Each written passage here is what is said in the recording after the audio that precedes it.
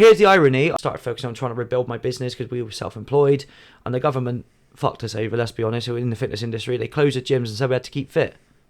Really? What? That, again, same mentality as someone going, I need to be smarter before I go to school, but in reverse. And you think, you guys are chatting shit. The whole time they're having parties, mind. 100 strong, 100 minutes, unbroken, in the sauna. Wow. That is, mate. Here's the irony. I was more bloated after I came out. I hadn't shrunk, I was more bloated. And I think I drank something stupid like 10 or 12 litres of water that day, which would be enough to kill me on a normal day. But you're so dehydrated. I don't know how much sweat. I mean, we're talking 85, 90 degree sauna. This is a really, really... the first 60 minutes we were sort of talking to each other, and it was getting less and less, but we were still communicating.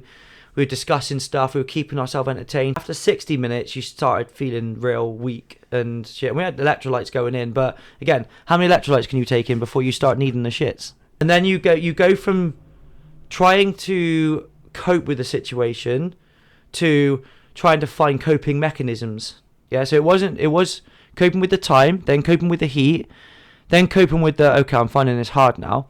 After 80 minutes, it's full on survival. I only need to do another 18 minutes. How the fuck am I going to do 18 minutes like this?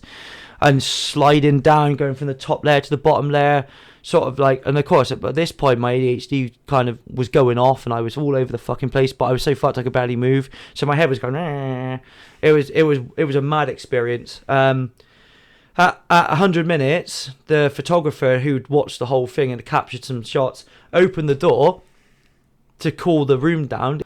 And none of us moved.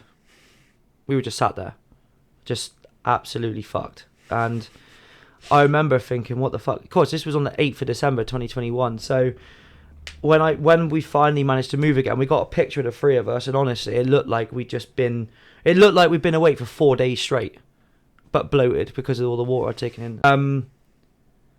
My body was like smoking and smouldering for about 8 minutes before the photographer said, yeah, your body's stopped smoking now. 8 minutes.